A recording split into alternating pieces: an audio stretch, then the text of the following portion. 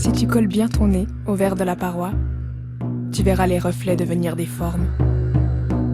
Les immeubles au loin qui commencent à danser, puis s'effacent sous un ciel gris, carrément noir certains jours, même si la lueur du soleil ne disparaît jamais complètement. On n'est plus au XXIe siècle, on est en 536.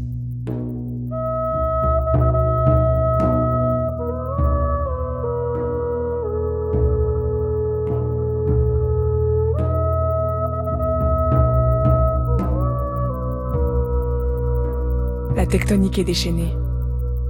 Les volcans des deux hémisphères vomissent pendant plusieurs mois. Une poussière lourde cimente le ciel. L'atmosphère devient si opaque que le soleil ne passe plus. La planète entière recommence sa glaciation.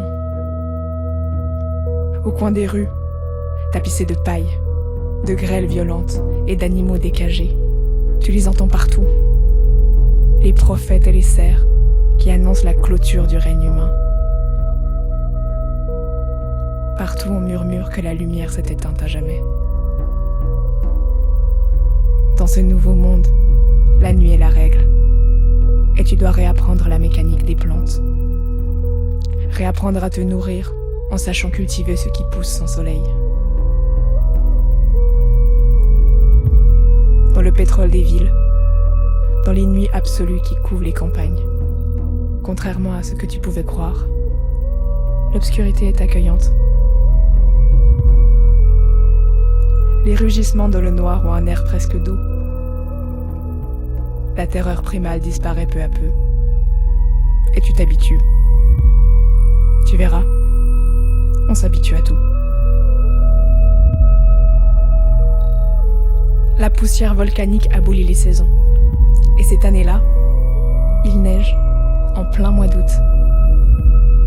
La température des rivières augmente brutalement. Et tu t'y baignes avec plaisir. Certaines espèces de poissons disparaissent. D'autres s'adaptent, deviennent translucides et froides.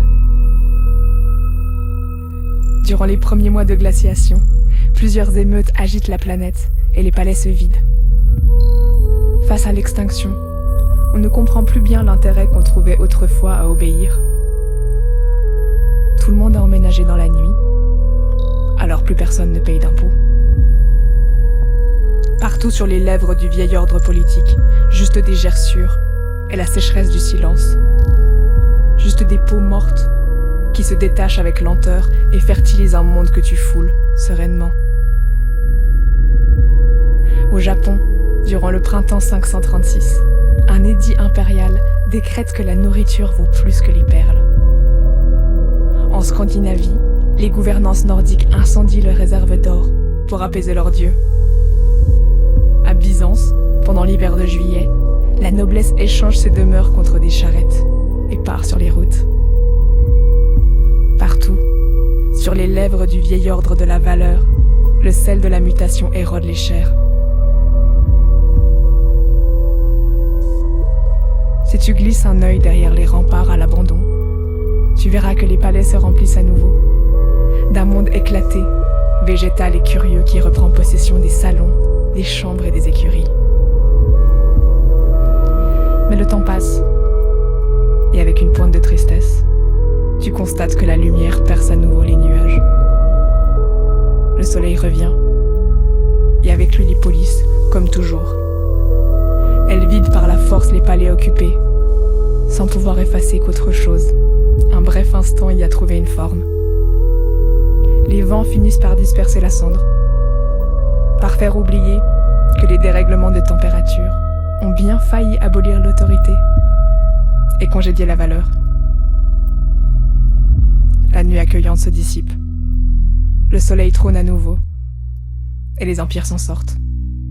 Pour le moment.